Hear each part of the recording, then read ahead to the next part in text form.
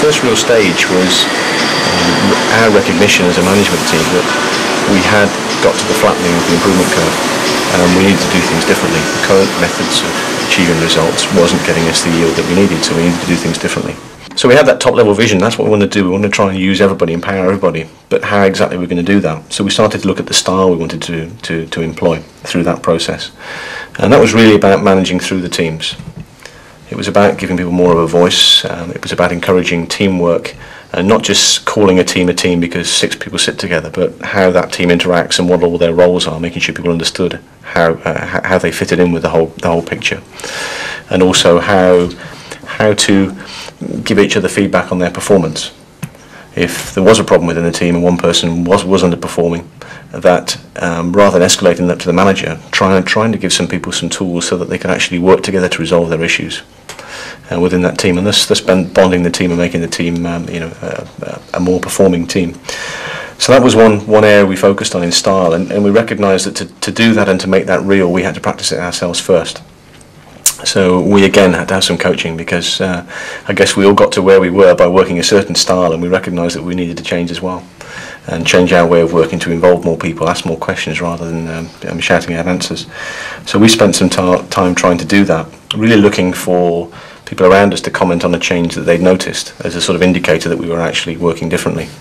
And as that came, we took then to brief some more people within our team, the next layer of management down, if you look at it that way, to brief them the skills, explain where we were going, give them the vision that we had, and then that sort of process of cascading our vision through, and then delivering more training to more of the management team, started to allow us to touch many more people within the business.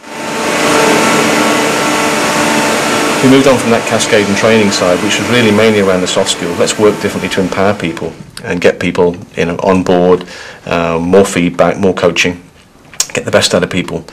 But that was still a little bit unfocused. Where were we going with it all? What were we trying to achieve with this the new way we were trying to work? And then we came up with what we called the lean vision. But effectively it recognised that the part we previously talked about was maybe the top part of the diagram, where we had to show management commitment towards what we were doing. We had to have our way of managing. But very much if we were going to get all the waste out of the business that we knew was there, we had to involve all of the people as well, but had to focus their effort using some lean techniques, so that they knew the tools of 5S, they knew 7 wastes, value stream mapping. All those tools had to be captured to take us through.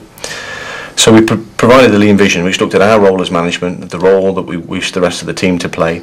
We also needed to provide some direction in terms of manufacturing and procurement strategies as well, which may have been unspoken beforehand. So they were clearly labelled, clearly written down, so that we could take people through them. This is what our strategy is. These are the parts we're going to focus on in-house. This is how we're going to organise ourselves in-house, and this is what it means to the supply chain. We expect the supply chain to move up the value chain. In terms of what they provide to us, we expect them to be focused around core skills. So rather than making a bit of everything, focus your attention on something that you're extremely good at and you think you're world class at. So key elements in the strategies were made known both internally and to our supply chain. And again, the expectations of delivering quality were also sort of spelt out at that point. And that gave us a very clear angle then, a very clear area to focus all of the lean tools and techniques that we were using.